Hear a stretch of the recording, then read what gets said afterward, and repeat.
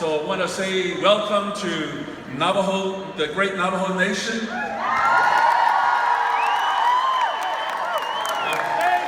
Very first presidential candidate to come and step on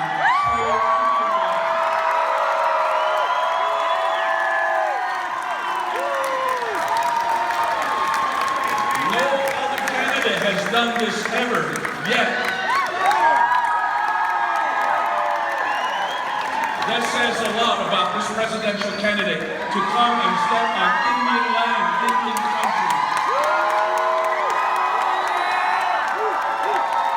Right in the middle of the fourth sacred ground of the Navajo Nation. So all of you, thank you for being here, and I welcome you to the sacred land of the Navajo Nation, and I welcome the senator to this land already, and we already presented him gifts. And he'll be coming out soon, and we just want to say thank you for being here, and we just want the Senate to understand that there is a government-to-government relationship, that there's a treaty that the government honors, that there's a trust obligation that exists, and we need a president that understands that and will honor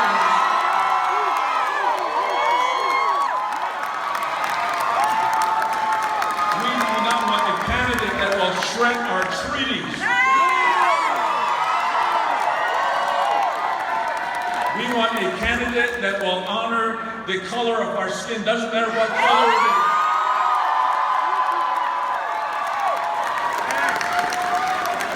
And also to be able to uphold the sacredness of being able to speak in your own language. Because every language is sacred. Navajo Nation language won a war. I want you to know that.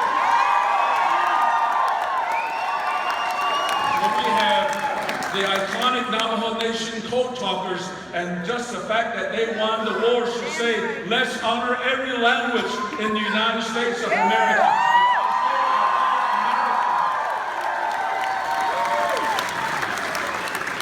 So with that, we always begin these events like this on the great Navajo Nation with a prayer, a time to lift up and speak to the Creator. And we need people that do respect the Creator.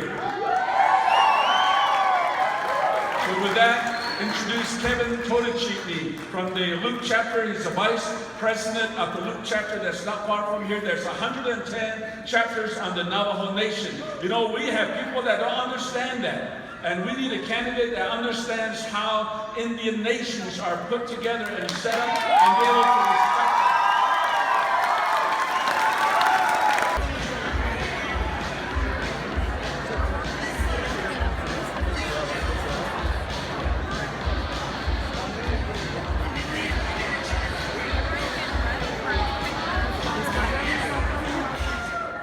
Good afternoon.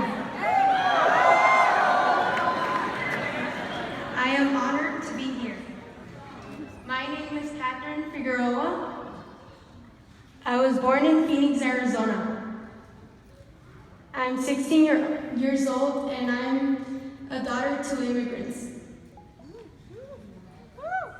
who came to this country for a better future. My parents were arrested by Sheriff Arpaio when I was 9 years old.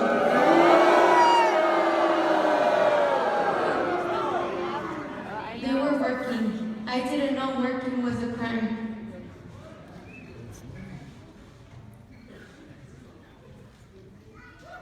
But like I said, I was just 9, so I didn't understand really what was going on.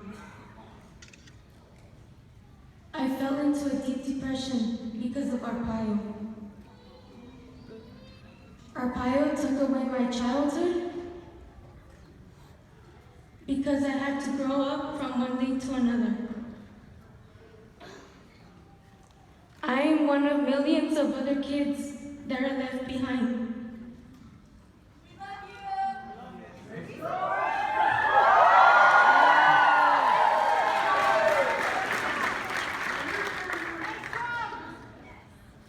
A lot of kids come home to the news that their parents have been detained or deported.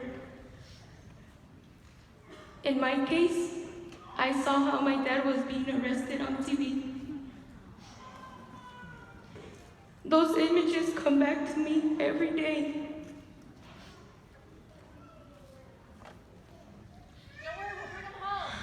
I want all deportations to stop.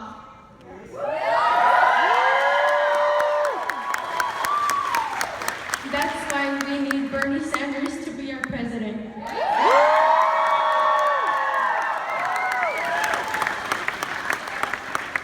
He will make a change in my future, in our future.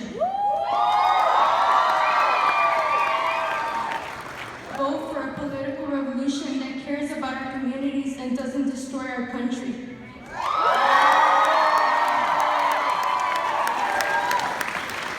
So please tell your neighbors, your family members, your co-workers, everyone to vote for Bernie Sanders.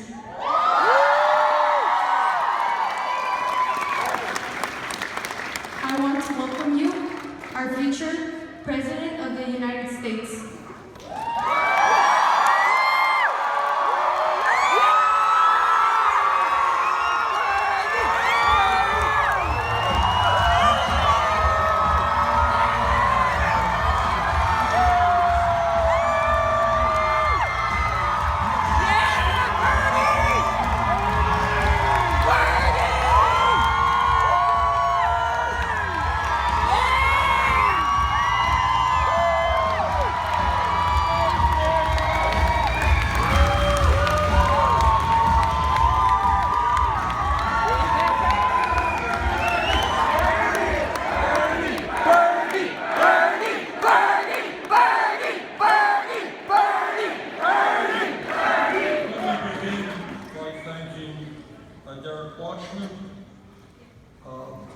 And let me thank Russell Begaye, the President of the Navajo Nation. Let me thank, I hope I don't mispronounce his name, Kevin Todacini.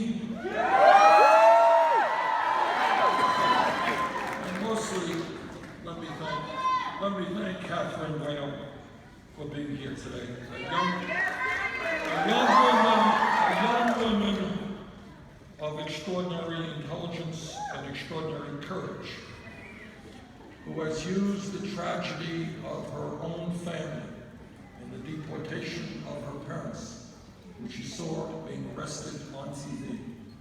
She has used that grief and that anger to stand up and fight for justice, and I cannot thank her more for what she has done.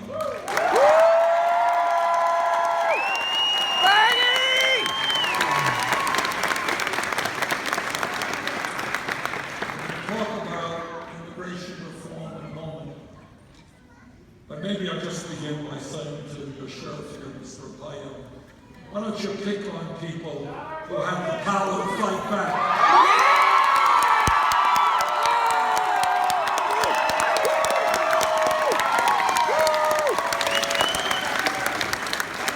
Stop picking on children like Katherine. Let me begin by saying, as I've said before, that if elected president, we are going to pass comprehensive immigration reform and a path towards citizenship. Whether Mr. Arpaio likes it or not. And if the Congress doesn't do what it's supposed to do, we will use the executive powers of the presidency.